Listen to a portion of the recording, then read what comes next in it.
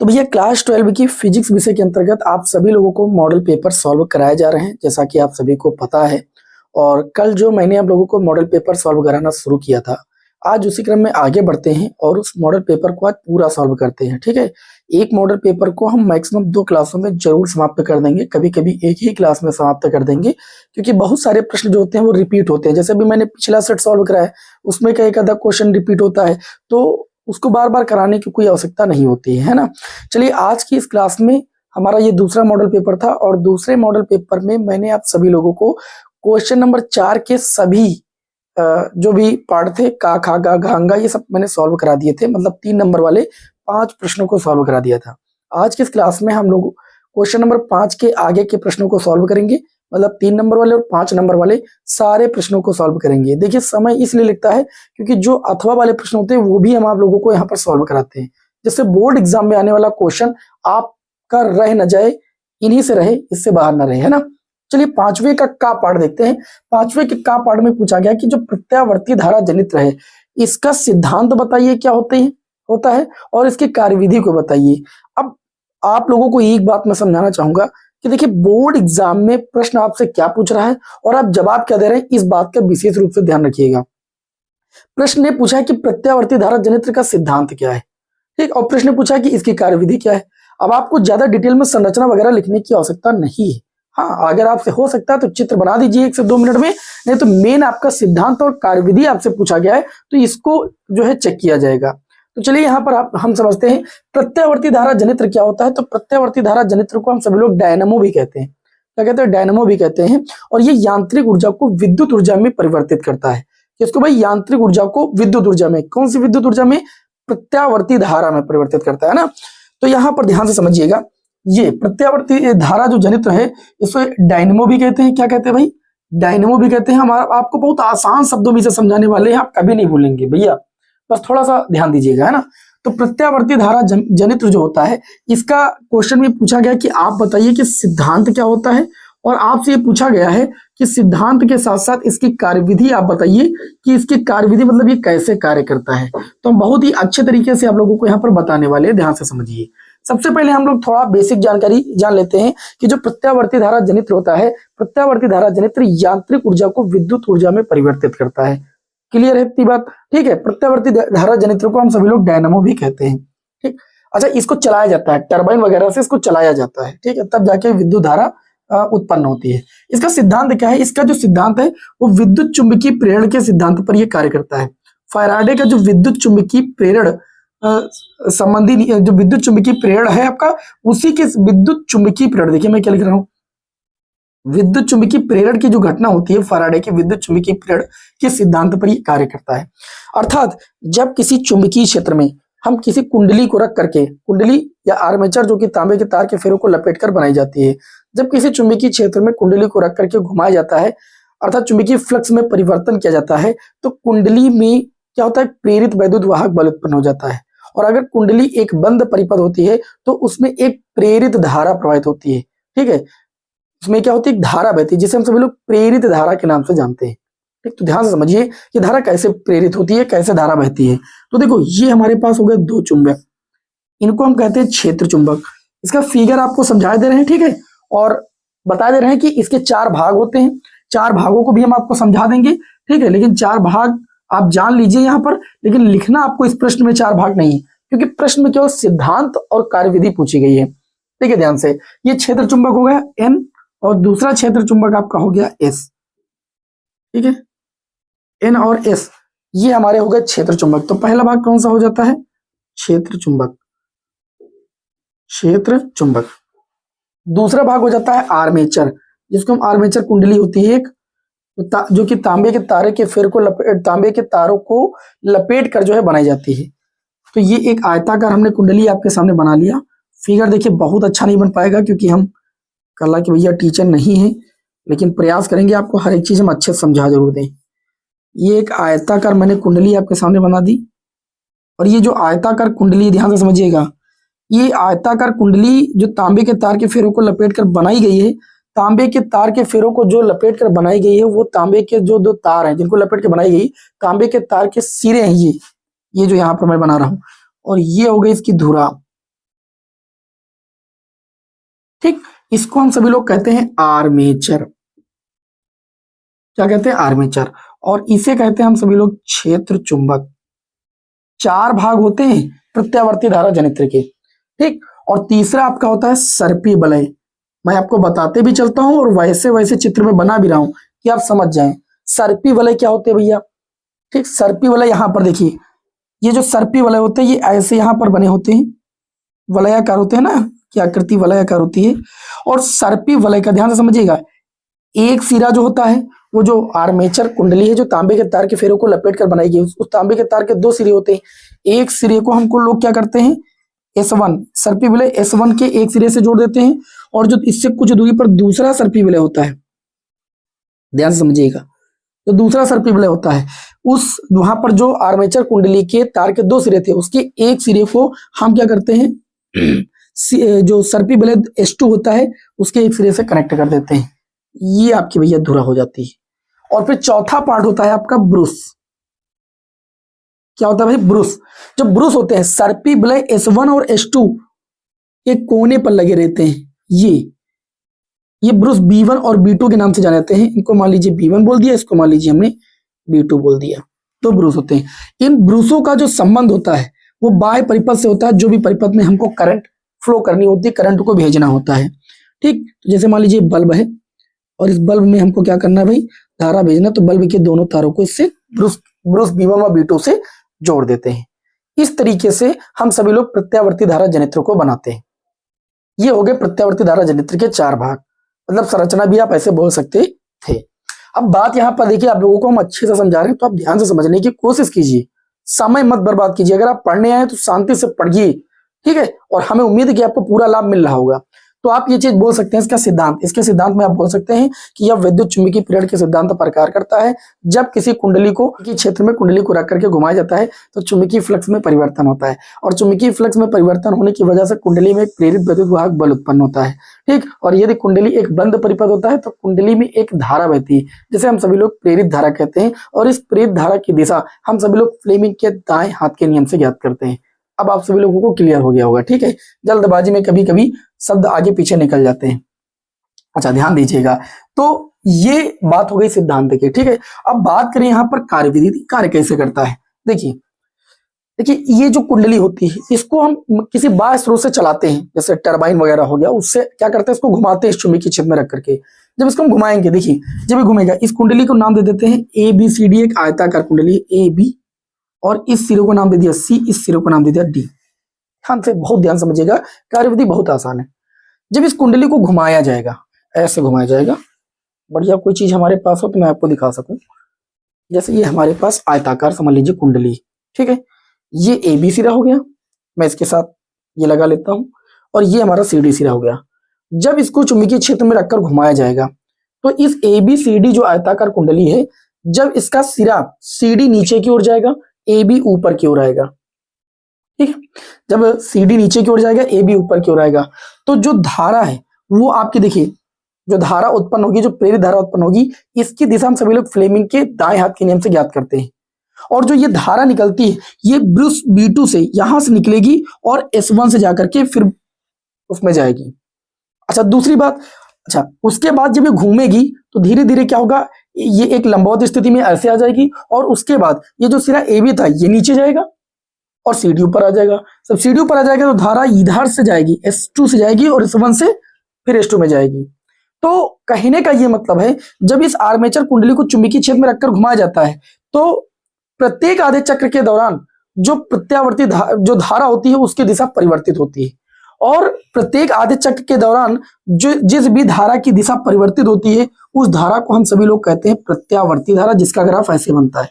आधे चक्र के दौरान धारा की दिशा बदल गई कि नहीं बदल गई। और तो यहां पर आप देख पा रहे हैं कि जब इस आर्मेचर कुंडली को चुंबकीय क्षेत्र में रखकर घुमाया जाता है तो जब इसका एक सिरा CD नीचे की ओर जाता है, AB ऊपर की ओर आता है, ठीक है। तो इसमें जो धारा बहती है फ्लेमिंग के दाएं हाथ के नियम से एक सिरे से जाएगी और दूसरे सिरे से अब्सॉर्ब होगी, मतलब जैसे S2 से जा रही है तो S1 से आएगी, S2 से जाएगी तो S1 से फिर S2 में जाएगी, ये कहने का मतलब। अच्छा, और जैसे जैसे फिर इसके बाद एक ऐसी स्थिति आएगी कि ये वाला सिरा लंबवत स्थिति में आ जाएगा, फिर ये AB सिरा भी नीचे जाएगा, तो इधर से धारा जा करके इधर से जाएगी। तो इस तरीके से यहाँ पर जो धारा प्राप्त होती है वो प्रत्येक आधे चक्र के दौरान बदल रही होती है, और इस प्रकार की धारा को हम सभी लोग क्या कहते हैं, प्रत्यावर्ती धारा कहते हैं, जिसको शॉर्टकट में एसी से लिखते हैं।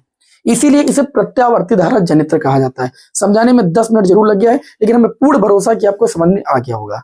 और बाकी स्क्रीन पर जो मैंने बोला, जो मैंने समझाया, उसका सिद्धांत और इसकी क्रियाविधि मैं स्क्रीन पर लगा देता हूं, पढ़ के देख लीजिएगा, जो मैंने बोला वही लिखा हुआ है। ओके, चलिए अब हम सभी लोग बढ़ते हैं आज की क्लास के अगले क्वेश्चन की ओर। आज की क्लास का अगला जो क्वेश्चन है वो एक न्यूमेरिकल है और बहुत ही बढ़िया न्यूमेरिकल है। चलिए हम सभी लोग इसे सॉल्व करते हैं। क्या इसे मैं रब कर दूं? ठीक, और ये समझ में आ गया होगा तो 5 नंबर आपके बोर्ड एग्जाम के एकदम पक्के हैं। बस समझ में, बोर्ड एग्जाम आप इसको चार्ट पेपर पे भी बना सकते हैं, उससे संबंधित क्वेश्चन बोर्ड एग्जाम में पूछे जाते हैं। चलिए भाई आगे हम लोग बढ़ते हैं। हम लोग यहां पर बढ़ते हैं और 5वें का खा पाठ देखें। 5वें का खा पाठ, 5वें के खा पाठ में पूछा गया है कि एफ फोकस दूरी का एक उत्तल लेंस है। एक उत्तल लेंस है जो कि एक वस्तु और एक पर्दे के बीच कहीं रखा जाता है। पर्दे तथा वस्तु के बीच की दूरी कितनी है? एक्स है। और यदि लेंस का आवर्धन एम हो तो सिद्ध कीजिए एफ बराबर, सिद्ध क्या करना है पहले उसको लिख लेते हैं। एफ बराबर सिद्ध करना है एम एक्स अपान में m+1 का होल स्क्वायर। इस बात को हमें सिद्ध करना है। क्वेश्चन में बोला जाता है कि हमारे पास एक उत्तल लेंस है। उत्तल लेंस के सामने जो भी हम लोग वस्तु रखते हैं, ये वस्तु है ओ फॉर ऑब्जेक्ट। वस्तु की दूरी को यू से लिखा जाता है, और ये जो वस्तु रखी गई है इस वस्तु से, और जो यहाँ उत्तल लेंस वास्तु को उल्टा प्रतिबिंब बनाता है, जो यहाँ पर प्रतिबिंब बन रहा है मतलब इमेज जो बन रहा है, ठीक है, इमेज की दूरी को हम सभी लोग कितने लिखते हैं? v से। तो प्रश्न कह रहा है कि o से लेकर के i तक की जो दूरी है वो कितनी है? x है। ऐसा प्रश्न कर रहा है। और इस लेंस की फोकस दूरी कितनी है? f है। और इस लेंस का आवर्धन कितना है? m है। तो लेंस का आवर्धन होता है m बराबर कितना होता है? v/u। तो यहाँ से सॉल्व करेंगे तो v बराबर कितना आ जाएगा? mu। इसको हम सभी लोग थोड़ी देर के लिए 1 मान लेंगे, इसकी कहीं ना कहीं आवश्यकता तो पड़ेगी। अच्छा, लेंस सूत्र से उसके बाद हम लोग लगा देंगे लेंस सूत्र। लेंस सूत्र से लेंस सूत्र होता है भैया 1/f बराबर 1/v माइनस 1/u। अब ध्यान दीजिएगा, लेंस की फोकस दूरी को, उत्तल लेंस की फोकस दूरी पॉजिटिव रखेंगे, प्रतिबिंब की स्थिति v ही है और ये एक्स अक्ष की दिशा में पॉजिटिव रखेंगे, और वस्तु की स्थिति u है लेकिन वो सामने की स्थिति है, तो u को जब माइनस रखेंगे तो माइनस माइनस क्या हो जाएगा? प्लस हो जाएगा। अब देखिए, चूंकि आप लोगों ने पढ़ा v बराबर कितना है आपका? mu, तो वैल्यू रखेंगे तो 1/f बराबर 1/v के स्थान पर mu रखेंगे, और प्लस ये कितना हो जाएगा? u। ऊपर नीचे m से गुणा इसलिए करेंगे जिससे हर बराबर हो जाए। समझ पा रहे होंगे मेरी बात को? तो ये आपका हो जाएगा 1/f बराबर 1 mu ले लेंगे एलसीएम में, क्योंकि हर सेम हो गए। ऊपर हो जाएगा m+1 या 1+m, जैसा भी आप चाहें वैसा लिख सकते हैं। बताइए कोई समस्या? कोई समस्या नहीं। अच्छा, हमें जो सिद्ध करना है हमें उस पर फोकस करना है। फोकस की वैल्यू निकालना है, तो दोनों पक्षों को अगर पलट दे तो f/1 लिखो या f लिखो, बराबर कितना हो जाएगा? mu/m+1। कोई समस्या? कोई समस्या नहीं। अच्छा, यहाँ पर u की वैल्यू को हमको क्या करना है? चेंज करना है। अच्छा, एक चीज और बताइए, देखिए यहाँ पर u और प्लस v की वैल्यू टोटल कितनी है? x। तो अगर यहाँ से हम सभी लोग किसकी वैल्यू निकाल लें? u प्लस v की वैल्यू कितनी है? v की वैल्यू है mu, है कि नहीं? बराबर कितना? x।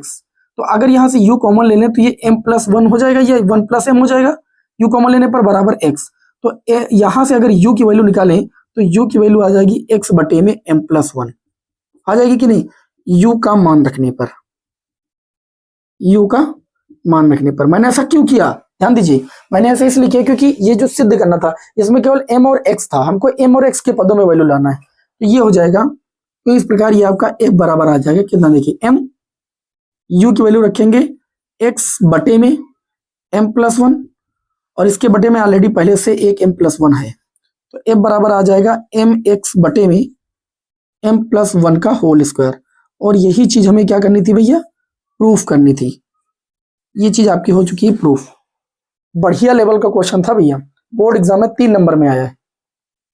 हम लोग आगे बढ़ते हैं और अब हम लोग सीखेंगे प्रकाश का ध्रुवण क्या होता है। प्रकाश के ध्रुवण से आप क्या समझते हैं? और इसमें यह पूछा गया है कि परावर्तन के द्वारा समतल ध्रुवित प्रकाश उत्पन्न करने की किसी एक विधि का भी आपको वर्णन करना है। और आप लोगों को देखिए, बहुत अच्छी भाषा में हम जो है परावर्तन के द्वारा प्रकाश को समतल ध्रुवित करने की एक विधि बताएंगे, जिसे हम सभी लोग ब्रूस्टर के नियम से जानते हैं। और मैं आप लोगों से एक चीज अगर कहूं तो ये क्वेश्चन देखिए, ब्रूस्टर के नियम से संबंधित क्वेश्चन 2 सालों से लगातार हमारे पेपर में आ रहा है, और ब्रूस्टर के नियम भैया सिलेबस में भी नहीं है, लेकिन चलिए है और ये आ रहा है, तो इसलिए हम लोग इसको पढ़ेंगे और अच्छे से पढ़ेंगे। इसे मैं रब कर दूं। हाँ, तो सबसे पहले हम सभी लोग ये जानेंगे कि प्रकाश को, इन्होंने पूछा था कि प्रकाश के ध्रुवण से आप क्या समझते हैं। ठीक है, प्रकाश का ध्रुवण क्या होता है, पहले इस बात को हम लोग यहाँ पर समझेंगे, और उसके बाद जो है ब्रूस्टर के नियम को हम लोग समझेंगे, जो कि परावर्तन द्वारा प्रकाश को समतल ध्रुवित करने की विधि मानी गई है। ठीक है, समतल परावर्तन द्वारा अथवा ब्रूस्टर के नियम का निगमन भी यहाँ पर हम लोग करेंगे, परावर्तन द्वारा प्रकाश के ध्रुवण को। ठीक है, तो ये 5वें का हमारा कौन सा पार्ट होगा, ये होगा गा पार्ट। सबसे पहले इसमें पूछा गया कि प्रकाश का ध्रुवण क्या होता है। मैं देखिए आपको जो चीजें समझा रहा हूं, अगर मैं आपके सामने यहां लिखता नहीं हूं तो आपकी स्क्रीन पर लगा देता हूं कि आप स्क्रीनशॉट लेकर के लिख लें।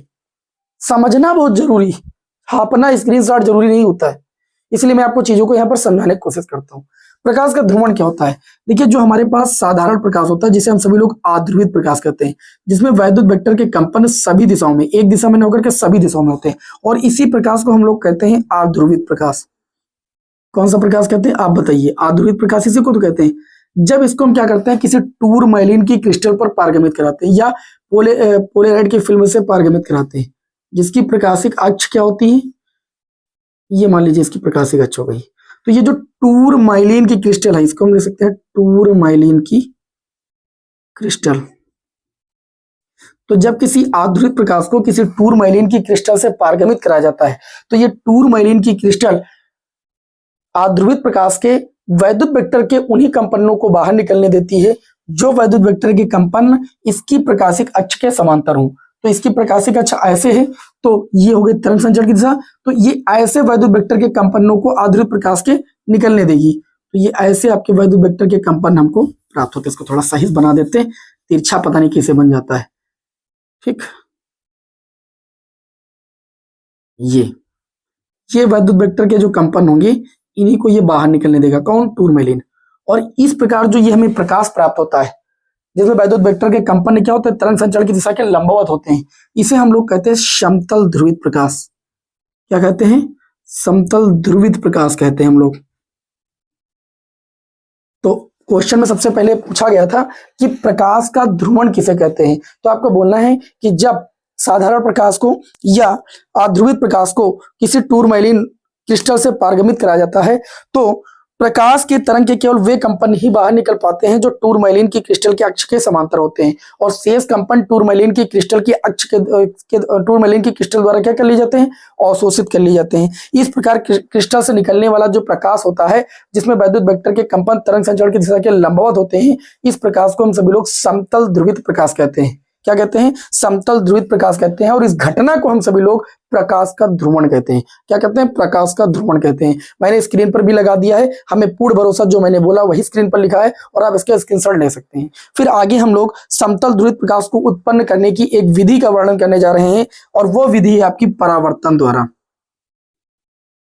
परावर्तन द्वारा, इसे परावर्तन द्वारा प्रकाश का ध्रुवण बोलिए या ब्रूस्टर का नियम बोलिए, बात एक है, ब्रूस्टर का नियम। थोड़ा सा आसान शब्दों में मैं ब्रूस्टर का नियम आप लोगों को यहां पर सिद्ध कराने की कोशिश करता हूं। एक हमने ले लिया कांच का, कोई एक कांच का मतलब गुटका ले लिया, ठीक, और ये इस पृष्ठ पर मैंने अभिलंब खींच दिया, ध्यान से समझिएगा। तो जब आध्रुवित प्रकाश, क्या भाई, कोई आध्रुवित प्रकाश को जब हम क्या करते हैं, इसके ऊपर आपतित कराते हैं। आध्रुवित प्रकाश में वैद्युत वेक्टर के कंपन सभी दिशाओं में होते हैं, इसलिए मैंने यहाँ पर फूल बना दिया है। ये फूल जो है ये प्रतीक है आध्रुवित प्रकाश का। तो यहाँ पर मैंने क्यों बनाया, आपको पता चला, ये चूंकि आध्रुवित प्रकाश, तो यहाँ पर आप लिखना चाहें तो आप लिख सकते हैं आध्रुवित प्रकाश, आध्रुवित प्रकाश। और ये नॉर्मल होता है अभिलंब, ये आपतित किरण होती है, इसके बीच जो कोण बनेगा वो आपतन कोण बनेगा।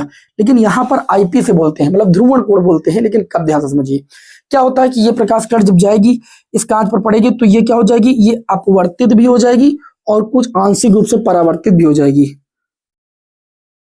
इसमें वैद्युत वेक्टर के कंपन तरंग संचरण की दिशाओं के लंबवत होते हैं, ध्यान से समझिएगा। ये अपवर्तित किरण है। कैसी किरण है, अपवर्तित किरण है, ध्यान से समझिएगा, ये अपवर्तित किरण है।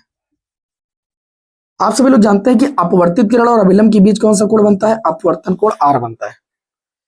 अब इस नियम को थोड़ा सा मेरी बात को ध्यान से समझिएगा, ठीक है। और इसमें एक बात और याद रखिएगा, ये जो परावर्तित किरण होती है, शॉर्ट में लिखे दे रहा हूं, और ये अपवर्तित किरण होती है, ये दोनों एक दूसरे के परपेंडिकुलर होते हैं। परपेंडिकुलर का मतलब 90 डिग्री का कोण यहां पर बनाते हैं। तो ब्रूस्टर के नियम में आपको क्या कहना है कि जब आध्रुवित प्रकाश किसी पारदर्शी माध्यम, ये कैसा माध्यम है? ये एक पारदर्शी माध्यम है, कांच का टुकड़ा है। जब किसी पारदर्शी माध्यम जैसे कांच के पृष्ठ से क्या होता है भाई? परावर्तित होता है, आंशिक रूप से परावर्तित होता है, पूर्ण रूप से प्रकाश नहीं परावर्तित होता है, क्योंकि अपवर्तित होता है तो आंशिक रूप से क्या होता है? परावर्तित होता है। तो वह आंशिक रूप से जो ये प्रकाश परावर्तित होता है इसको कहते हैं ध्रुवित होना, आंशिक रूप से ध्रुवित होना, क्योंकि पूरा प्रकाश तो वापस हो नहीं रहा है, परावर्तक तल होता तो पूरा वापस होता ना, तो ये आंशिक रूप से प्रकाश के ध्रुवित होना इसे कहा जाता है। अब परावर्तित प्रकाश में ये जो ध्रुवित प्रकाश की मात्रा है ये निर्भर करती है इस आपतन कोण पर, और एक निश्चित आपतन कोण पर जो ये प्रकाश होता है पूर्ण रूप से क्या हो जाता है? परावर्तित हो जाता है, समतल ध्रुवित हो जाता है, ऐसा हम बोल सकते हैं, ठीक है। तो एक विशेष आपतन कोण के लिए परावर्तित प्रकाश पूर्णतया समतल ध्रुवित होता है, जिसमें वैद्युत वेक्टर के कंपन आपतन तल के लंबवत होते हैं। ये क्या होता है? लंबवत होते हैं, ठीक है। और जब लंबवत हो जाएंगे तो प्रकाश कैसा हो जाएगा? इसी जैसा हो जाएगा, समतल ध्रुवित प्रकाश हो जाएगा। ये बात यहाँ पर बोल लिखी है, तो ध्यान से यहाँ पर समझिएगा। और इस स्थिति में ध्यान समझिएगा, माना इस स्थिति में जो आपतन कोण आई होता है ये परावर्तन कोण R के बराबर, ये इस वाले कोण के बराबर होता है, मतलब ये वाला एंगल बराबर होता है, IP के बराबर होता है। इस बात को यहाँ पर ध्यान रखिएगा। और यहाँ पर अपवर्तन कोण कितना है भाई? आपका R है। अब आपको देखिए ब्रूस्टर का नियम निकालना, ब्रूस्टर का नियम क्या कहता है? तो आप लगाएंगे, क्योंकि अपवर्तन की गणना हो रही तो आप लगाएंगे स्नेल का नियम। क्या लगाएंगे भाई? स्नेल के नियम से। स्नेल का नियम ये कहता है कि आपतन कोण की जगह आपतन कोण साइन है, और अपवर्तन कोण की जगह अपवर्तन कोण R है, बराबर क्या होता है? नियतांक, जिसे पहले माध्यम के सापेक्ष दूसरे माध्यम का अपवर्तनांक कहते हैं। दूसरा माध्यम कांच है, उसी का अपवर्तनांक यहाँ पर n लिया गया है। अच्छा, चित्र से जो ये मैंने चित्र बनाया, इस चित्र से एक निष्कर्ष निकलेगा। क्या निकलेगा? इस चित्र से आप लोग एक चीज मुझे बताइएगा, क्या बताएंगे आप सभी लोग? ये जो आपका कोण यहाँ पर बनेगा, पहले इसको नाम दे देते हैं, ये n हो गया, ये c हो गया, इसको नाम दे देते हैं b, और इसको नाम दे दिया हमने d, इसको n की जगह m मान लो, है ना। और इस भुजा को मान लो, इस बिंदु को a मान लो, थोड़ा नामांकित करने में ठीक रहेगा। अब मेरी बात को समझिएगा, जो ये वाला एंगल है, कोण बहुत ध्यान समझिएगा, MBC, और जो कोण ये आपका है CBD, कोण CBD, और जो ये कोण हमारा CBM, इसको कोई नाम दे दो, इसको N नाम दे दो, DBN, कौन सा कोण? DBN, कोण DBN। अच्छा बताओ, ये कोण तीनों कोण का योग कितना होगा? तो आप कहेंगे 180 डिग्री होगा। अब MBC को लिखा गया है कोण IP, और CBD को हमने बताया 90 डिग्री। इस स्थिति में जब प्रकाश समतल ध्रुवित होता है परावर्तन द्वारा, तो इस स्थिति में जो परावर्तित किरण और अपवर्तित किरण होती है, ये दोनों क्या होते हैं? एक दूसरे के लंबवत होते हैं, 90 डिग्री कोण बनता है। और DBN की अगर बात करें, DBN कोण हमारा R है, बराबर कितना हो जाएगा? 180। अगर यहां से हम IP की वैल्यू और प्लस R की वैल्यू निकालेंगे तो 180 माइनस 90 प्राप्त होगी, जो कि 90 के बराबर होगी। अर्थात ध्यान से मेरी बात को समझिएगा, ठीक है, IP प्लस स्मॉल r बराबर 90 डिग्री, ये हमको स्थिति मिली। अब जो हमने ये स्नेल का नियम लगाया है, इसको समीकरण 1 मान लेंगे।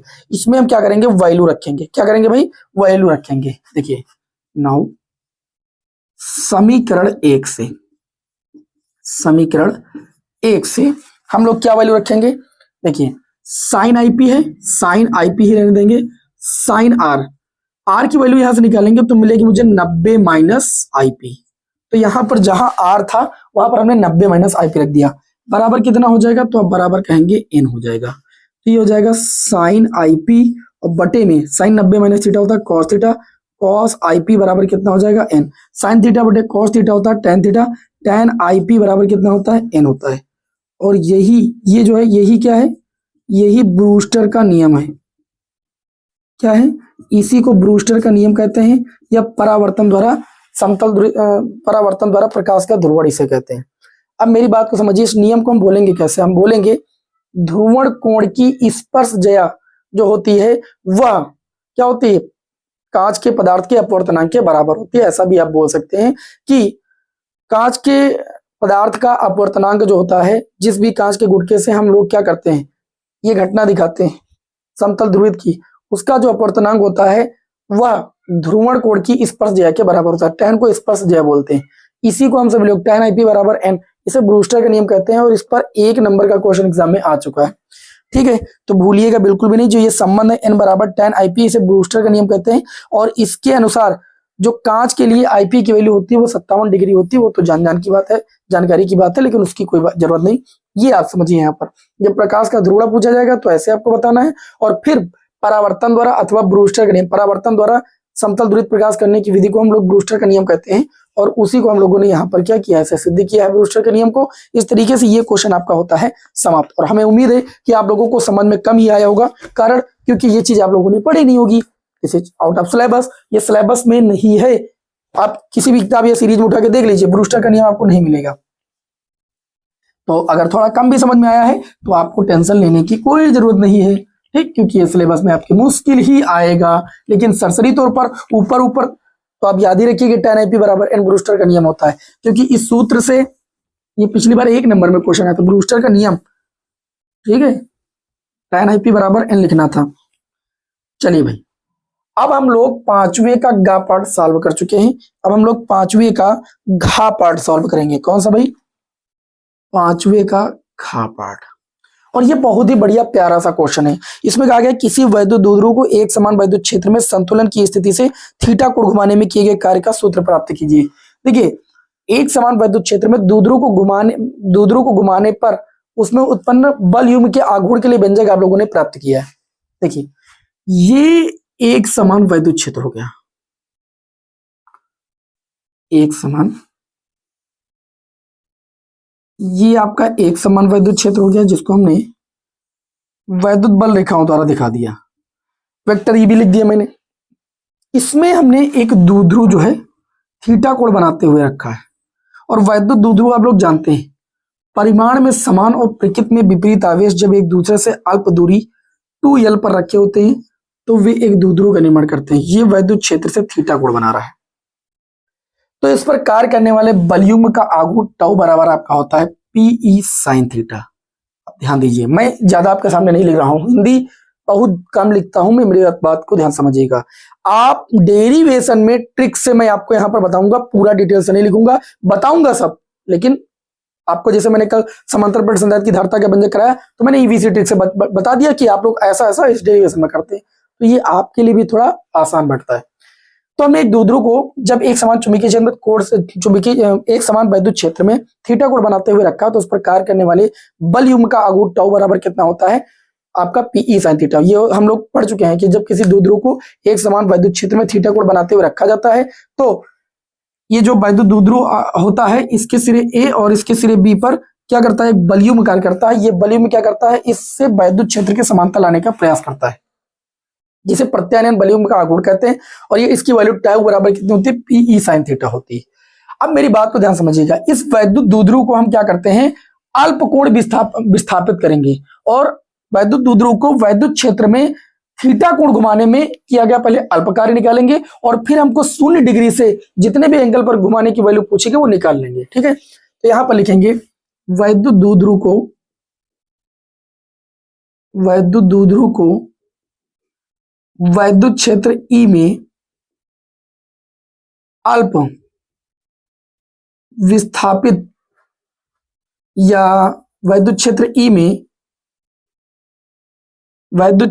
में दी थीटा घुमाने में किया गया कार्य,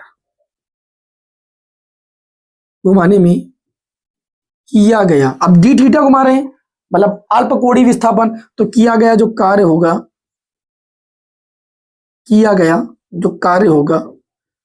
वो भी कैसा होगा, अल्प होगा। तो DW कार्य बराबर होता है बल, यहां पर बल कार्य कर रहा है टाउ, और विस्थापन कितना है आपका D थीटा, तो DW बराबर यहां से टाउ की वैल्यू कितनी है, PE sin थीटा, और इनटू में कितना हो जाएगा, D थीटा। तो अल्प विस्थापन के दौरान हमें कार्य निकाल लिया PE sin थीटा इनटू में D थीटा। ठीक है, थीटा 1 से किसी कोण से थीटा 1 से थीटा 2 तक घुमाने में किया गया, हम लोग निकालेंगे संपूर्ण कार्य, किया गया संपूर्ण कार्य। संपूर्ण कार्य, जब हम लोग संपूर्ण कार्य निकालते हैं तो अल्प कार्य का कर देते हैं समाकलन। लिमिट आपको देख के निकालना है, तुम इसको एक बार में भी निकाल सकते हो और जो स्थिति पूछी गई वो स्थिति भी डायरेक्ट आप निकाल सकते हैं। जैसे पूछा गया किसी वैद्युत द्विध्रुव को एक समान वैद्युत क्षेत्र में संतुलन की स्थिति से थीटा कोण घुमाने में किया गया कार्य निकालना है। तो संतुलन की स्थिति होती है मतलब θ1 की वैल्यू होती है 0 डिग्री। संतुलन की स्थिति का मतलब ये वैद्युत क्षेत्र की दिशा के समांतर हो, ठीक है।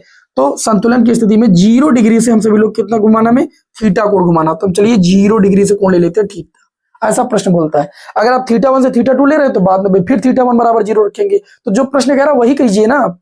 इसमें बोल रहा है कि संतुलन की स्थिति से संतुलन की स्थिति में θ1 0 होता है और θ2 कितना होता है, थीटा। बोला गया है कोण घुमाने में किए गए कार्य का सूत्र प्राप्त करना, तो 0 से θ डिग्री घुमाने में किया गया कार्य निकालना है। तो देखिए ये हो जाएगा 0 डिग्री से थीटा और dw की वैल्यू कितनी है, तो आप कहेंगे PE sin थीटा इनटू में कितना है आपका डी थीटा। अच्छा PE आपका बाहर हो जाएगा और ये 0 डिग्री से आपका थीटा हो जाएगा और ये कितना हो जाएगा आपका साइन थीटा इनटू में कितना हो जाएगा आपका डी थीटा हो जाएगा। तो W बराबर ये आपका हो जाएगा PE, ठीक। साइन थीटा का आप लोग समाकलन जानते हैं, साइन थीटा का समाकलन होता है आपका माइनस का कॉस थीटा। तो माइनस का कॉस थीटा हो गया और ये 0 डिग्री से हमको थीटा निकालना है, लिख देना चूंकि क्या लिखेंगे समाकलन of sine theta, sine theta का समाकलन माइनस का कॉस थीटा होता है। ये सूत्र है, ये मैं अपने मन से नहीं लिख रहा हूं। तो W बराबर हो जाएगा PE और माइनस को कर लेंगे बाहर और उसके बाद रख देते हैं upper limit. Upper limit cos theta के स्थान पर theta upper limit minus cos theta के स्थान पर लोअर लिमिट मतलब 0 डिग्री। तो W बराबर हो जाएगा माइनस का PE और ये हो जाएगा कॉस थीटा माइनस कॉस 0 की वैल्यू होती है 1। तो ये आ जाएगा W बराबर माइनस का जब अंदर से गुणा करोगे तो PE माइनस का 1 प्लस का 1 हो जाएगा, प्लस का कॉस थीटा माइनस का कॉस थीटा हो जाएगा, ठीक। अब ये जो कार्य आया है यही आपको इस प्रश्न में ज्ञात करना था। पूछा गया था कि किसी वैद्युत द्विध्रुव को एक समान विद्युत क्षेत्र में संतुलन की स्थिति से थीटा कोण घुमाने में किए गए कार्य का सूत्र प्राप्त कीजिए। तो ये आपका होगा। अगर ये कहते θ1 से θ2 घुमाने में किया गया कार्य तो यहाँ पर cos θ1 माइनस cos θ2 आता। लेकिन θ1 बोले कि संतुलन की स्थिति मतलब 0 डिग्री रखिए और थीटा कोण तक घुमाने में किया गया कार्य निकालिए, तो मैंने वैसा ही किया, कोई भी अदर वर्क फालतू वाला नहीं किया मैंने। और हमें उम्मीद है कि आप लोगों को ये आसान लगा होगा। चलिए आगे बढ़ते हैं और अगला क्वेश्चन है कि हाइड्रोजन परमाणु में इलेक्ट्रॉन नाभिक के चारों ओर 5 × 10 की घात। चलिए इसको देखते हैं, फिलहाल इसको रब कर देते हैं, यहाँ पर रब करें भाई। चलिए इसको रफ करते हैं और आगे का अगला क्वेश्चन देखते हैं।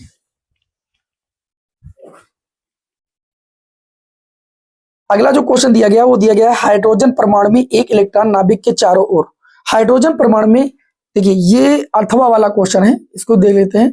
हाइड्रोजन परमाणु में एक इलेक्ट्रॉन नाभिक के चारों ओर, ये त्रिज्या दी गई है r बराबर 5 × 10 की घात -11 मीटर। ये त्रिज्या दी गई है कि कक्षा में 2.2 × 10 की घात 6 मीटर प्रति सेकंड की चाल से चक्कर लगाता है। चाल को v से लिखते हैं, वो आपको दिया गया है 2.2 × 10 की घात 6 मीटर प्रति सेकंड की आपको चाल दी गई है, चक्कर लगाता है। इसके समतुल्य वैद्युत धारा का मान ज्ञात करना है। जहां तक हमें पता है आप सभी लोग जानते हैं कि वैद्युत धारा का जो सूत्र होता है वी नो दैट, हर एक विद्यार्थी जानता है कि वैद्युत धारा I बराबर होता है Q/T। ये T आवर्तकाल के रूप में परिवर्तित हो जाता है जब वो वृत्ताकार एक चक्कर लगाता है। और हम सभी लोग जानते हैं कि समय बराबर होता है दूरी बटे चाल, और चूंकि वृत्ताकार पथ पर चक्कर लगाएगा तो दूरी हो जाएगी वृत्त की परिधि 2πr और बटे में चाल v हो जाएगी। I बराबर QV बटे में 2πr, सब कोई सूत्र जानता है। क्यों अगर नहीं पता है तो क्यों नहीं पता भाई, इलेक्ट्रॉन है, इलेक्ट्रॉन का आवेश तो पता ही होगा, इलेक्ट्रॉन ही तो नाभिक के चारों ओर चक्कर लगा रहा है, तो इलेक्ट्रॉन का आवेश हो जाएगा 1.6 × 10 की घात -19 कूलम। और v चाल आपको दी गई है 2.2 × 10 की घात कितना दिया गया है 6 मीटर प्रति सेकंड बटे में 2 और पाई की वैल्यू 3.14 और गुणे में r की वैल्यू कितनी दी गई है 5 × 10 की घात -11 मीटर दी गई है ना। बस ये सारी वैल्यू रख देना है, आपको फ्री के नंबर मिल जाएंगे भैया, इसमें कुछ करना ही नहीं ज्यादा। इस पॉइंट कटोगे, इस पॉइंट के बाद 2 संख्याएं, इस पॉइंट के बाद एक संख्या, इस पॉइंट के बाद एक संख्या, ऊपर भी 2 संख्या हो गई। अब जो काटना काट पड़ लो भैया। ऊपर हो जाएगा 16 × 22 और गुणे में 10 की घात -19 से 6 जाएगा -13 बटे में आ जाओ। ये आपका हो जाएगा 2 और 5 का गुणा 10 और गुणे में 314 और गुणे में 10 की घात -11। इसको काटो, ठीक है, इसको 157 हो जाएगा, इसको काटोगे ये 8 हो जाएगा, और ज्यादा कुछ काटो भी तो है ना, 8 दूनी 16, 8 दूनी 16, 17 हो जाएगा, और गुणे 10 की घात ये आपका देखिए 10 और 10 की घात 11, ये 10 की घात -10 बचेगा, 10 की घात -10, 10 की घात -13, ये 10 की घात -3 बचेगा, और बटे हो जाएगा 157। ओके सॉरी, थोड़ा 1 सेकंड रुक जाइए। इस तरीके से यहां पर आपको वैल्यू मिल जाएगी। देखिए अब इसको आपको निकाल लेना है, ठीक है। चलिए भाई, इसकी वैल्यू आप निकालेंगे तो आपको मिलेगा आई बराबर, देखिए 157 को ले जाएंगे तो लगभग 1 बार जाएगा, 1 दशमलव आएगा, 1 फिर 2 और गुणे 10 की घात -3 एम्पियर, इतने एम्पियर की धारा आएगी। और इसको आप 1.12, इसको 10 की घात -3 को आप लिख सकते हैं मिली एम्पियर। ठीक, कोई दिक्कत? वो जो आपका अनसॉल्व में पेपर आंसर आ रहा है ना 11.2, वो गलत है आपका, 1.12 मिली एम्पियर आएगी। भाग करके आप खुद देख लीजिए ना, यहाँ पर वो आंसर आपका अनसॉल्व में गलत लिखा है। अच्छा, अब आगे बढ़ते हैं, 5वें का अंगा पाठ देखते हैं। 5वें का अंगा पाठ, किरचॉफ संबंधी धारा वोल्टेज का नियम। धारा जो है किरचॉफ संबंधी वो प्रथम नियम है। प्रथम नियम को हम लोग कहते हैं धारा, प्रथम नियम को हम लोग क्या कहते हैं? धारा या संधि का नियम। क्या कहते हैं? धारा या संधि का नियम कहते हैं। और ये जो किरचॉफ का प्रथम नियम होता है ये आवेश संरक्षण का पालन करता है। किसका पालन करता है? आवेश संरक्षण का पालन करता है। इसमें बताया गया कि किसी भी संधि पर मिलने वाली समस्त धाराओं का जो बीजगणित योग होता है, जैसे ये I1 आ रही, ये I2 आ रही है, ये I3 आ रही है, ये I4 मान लीजिए जा रही, इस संधि से दूर जा रही है I4, I5 भी दूर जा रही, I6 भी दूर जा रही, ये संधि O हो गई। तो किरचॉफ का नियम ये कहता है कि इन समस्त धाराओं का बीजगणित योग शून्य होता है। क्या होता है? इन समस्त धाराओं का जो बीजगणित योग होता है सिग्मा I वो शून्य होता है। ठीक, या इसी भाषा को दूसरे शब्दों में कहा गया है आने वाली धाराओं का योग। I1, I2, I3 आ रही है और I4, I5, I6 जा रही है। इसी संधि को ऐसे भी, इसी नियम को ऐसे भी बोल दिया गया, या संधि की ओर आने वाली समस्त धाराओं का योग जो होता है संधि से दूर जाने वाली समस्त धाराओं के बीजगणित योग के बराबर होता है। इसे किरचॉफ का प्रथम नियम या संधि का नियम या धारा का नियम हम लोग कहते हैं। अच्छा, इसका द्वितीय नियम है किरचॉफ संबंधी, जो आपका द्वितीय नियम है, इस द्वितीय नियम को हम लोग बंद पास का नियम, बंद पास, या इसे उल्टता के नियम से हम लोग जानते हैं, या लूप के नियम से भी जानते हैं। उल्टता का नियम इसे कहते हैं। और यह नियम जो होता है वो ऊर्जा संरक्षण का पालन करता है। किसका? ऊर्जा संरक्षण के नियम का पालन करता है। कौन सा नियम भाई? ये दूसरा वाला जो नियम होता है। इसमें जैसे मान लीजिए एक आपका सेल लगा हुआ है, इसका विद्युत वाहक बल कुछ दिया जाए, ठीक है, E1 E2, और एक प्रतिरोध लग गया, ठीक, फिर उसके बाद दूसरा सेल लग गया, इसका विद्युत वाहक बल मान लीजिए E2 है, दूसरा प्रतिरोध हो गया। इस तरीके से यहाँ पर एक सेल लग गया, प्रतिरोध लग गया, ठीक, यहाँ से धारा I1 निकलेगी, यहाँ से धारा I2 निकलेगी, और ये प्रतिरोध R1 हो गया, ये R2 हो गया, ये R3 हो गया। ये धारा दोनों आएंगी, यहाँ पर मिलेंगे तो ये I1 प्लस I2 धारा बन जाएगी। कई बार आप लोगों को चीजें पढ़ाई गई। तो मैं आपको बताऊँ, यहाँ पर 2 लूप बनेंगे, जैसे ये एक लूप बन गया और ये एक लूप बन गया। तो देखिए अब मैं आपको समझा दे रहा हूँ उसका मतलब क्या है किरचॉफ के द्वितीय नियम का। वो ये कहता है कि किसी भी लूप या खंड में, किसी भी वैद्युत परिपथ के किसी खंड या लूप परिपथ में बहने वाली जितनी भी धाराएं, जैसे यहाँ पर I1 धारा बह रही है, तो ये I1 धारा I1 धारा और इसके संगत जो प्रतिरोध है, इसके गुणनफल का बीजगणित योग, मतलब इस पास में और भी जो ऐसा होगा, जैसे I2 धारा के संगत प्रतिरोध कितना है? R2, तो I2 R2, मतलब धारा और प्रतिरोध का हम क्या करेंगे? गुणनफल करेंगे, और उसके बाद क्या करेंगे? जोड़ लेंगे। I R के गुणनफल का बीजगणित योग इस पास में कार्य करने वाले समस्त विद्युत वाहक बलों के बीजगणित योग के बराबर होता है। इसको मैंने शॉर्टकट में लिख दिया कि किसी वैद्युत परिपथ में किसी खंड या लूप में बहने वाली धारा और संगत प्रतिरोध के गुणनफल का बीजगणित योग उस पास में कार्य करने वाले समस्त वैद्युत वाहक बलों के बीजगणित योग के बराबर होता है। इसे हम सभी लोग बंद पास या उल्टता या लूप के नियम से जानते हैं, और यह नियम ऊर्जा संरक्षण के नियम का पालन करता है। तो इस तरीके से मैंने किरचॉफ के प्रथम और द्वितीय नियम को भी समझा दिया। हम उम्मीद करते हैं कि आप लोगों को ये पहले से ही आ रहा होगा। ठीक है, चलिए भाई, इसे भी हम लोग रैप करते हैं, और अब हम लोग आ जाते हैं खंड या पर, जहां पर हम सभी लोग क्वेश्चन जो 5 नंबर वाले आते हैं बोर्ड एग्जाम में उन्हें सॉल्व करेंगे। अब आप अंदाजा लगा लीजिए ये क्लास आपके लिए कितनी इंपॉर्टेंट है। आपको जितने भी लॉन्ग क्वेश्चन वो सारे यहाँ पर सॉल्व कराए जा रहे हैं, ठीक है। और लॉन्ग क्वेश्चन अगर आप सॉल्व कर लेते हैं तो समझिए आप लोगों का बेड़ा पार हो जाएगा, क्योंकि लॉन्ग क्वेश्चन बहुत बड़ा वेटेज बनाएगा आपके बोर्ड एग्जाम में। 30 नंबर के 3-3 नंबर वाले प्रश्न होते हैं और 5-5 नंबर वाले 4 प्रश्न होते हैं, 20 नंबर के ये होते हैं, 50 नंबर के तो यही प्रश्न होते हैं। चलिए अब हम लोग आ जाते हैं धीरे धीरे अपने खंड या पर। खंड या जो स्टार्ट होता है क्वेश्चन नंबर 6 से स्टार्ट होता है। क्वेश्चन नंबर 6 में बताया गया कि पीएन संधि डायपोल अर्ध तरंग दृष्टिकारी के रूप में कैसे प्रयुक्त किया जाता है, सरल परिपथ बनाकर के समझाइए। मैं आपको देखिए पीएन संधि डायपोल अर्ध तरंग दृष्टिकारी और पूर्ण तरंग दृष्टिकारी कई बार बता चुका हूं, ठीक है। अभी मैं काफी दिनों से अर्ध तरंग दृष्टिकारी और पूर्ण तरंग दृष्टिकारी इस चैप्टर की भी मैंने क्लास दे दी है, पूर्ण रूप से पढ़ लीजिए। चैप्टर बोर्ड एग्जाम में बहुत इंपॉर्टेंट है, क्वेश्चन बनता ही बनता है। तो इसमें मैंने देखो परिपथ आरेख मैं आपको एक बार बता दे रहा हूँ। परिपथ आरेख कैसे बनता है, ट्रांसफार्मर की जो प्राथमिक कुंडली होती है, ट्रांसफार्मर की जो प्राथमिक कुंडली होती है, इसके जो सिरा P1 होता है और इसका सिरा जो P2 होता है, इसके सिरे P1 और P2 के बीच हम सभी लोग क्या करते हैं, एक प्रत्यावर्ती निवेशी वोल्टेज लगा देते हैं। क्या करते हैं भाई, AC इनपुट वोल्टेज लगा देते हैं, ध्यान से समझिएगा। उसके बाद जो ट्रांसफार्मर की द्वितीय कुंडली होती है, परिपथ आरेख भी बना रहे हैं आपके सामने। जो ट्रांसफार्मर की द्वितीय कुंडली होती है, ये ट्रांसफार्मर की सेकेंडरी कॉइल होती है और सेकेंडरी कॉइल का एक सिरा होता है आपका S2 और एक सिरा आपका होता है S1, ठीक है। तो पूर्ण पूछा गया कि अर्ध पूछा गया है, आपसे पूछा गया अर्ध तरंग दृष्टिकारी। अर्ध तरंग दृष्टिकारी में एक पीएन संधि डायोड का यूज करते हैं। यहाँ पर एक डायोड हम लोग लगा लेते हैं, इसको हम सब लोग पीएन संधि डायोड कहते हैं। तो पीएन संधि डायोड का जो पी सिरा होता है उसको द्वितीय कुंडली के S1 सिरे से और पीएन संधि डायोड का जो एन सिरा होता है, ये डायोड होता है, एन सिरे को हम क्या करते हैं, load resistance RL। Load resistance RL क्या होता है, जहां पर हमको निर्गत दिष्ट वोल्टेज प्राप्त होता है। लोड रेजिस्टेंस RL यहां पर निर्गत मतलब डीसी आउटपुट वोल्टेज हमको प्राप्त होता है। किसके सिरों के बीच, RL मतलब लोड प्रतिरोध RL के सिरों के बीच प्राप्त होता है। अभी मैंने पूरी बात नहीं बोली। और जो द्वितीय कुंडली का S2 सिरा होता है उसको लोड रेजिस्टेंस RL के दूसरे सिरे से जोड़ देते हैं और इस प्रकार ये हमारा तैयार हो जाता है पीएन संधि डायोड अर्ध तरंग दृष्टिकारी के रूप में परिपथ। ये कार्य कैसे करता है, देखिए हम सभी लोगों ने क्या दिया है, हम लोगों ने इनपुट दिया है AC। AC का ग्राफ ऐसे बनता है, बनता कि नहीं बनता है, ये हमने इनपुट दिया है और आउटपुट के रूप में हमें क्या मिलता है, एक अर्ध तरंग मिलती है। इसी वजह से इसे पीएन संधि डायोड का अर्ध तरंग दृष्टिकारी कहा जाता है, अर्ध दृष्टिकारी रूप कहा जाता है।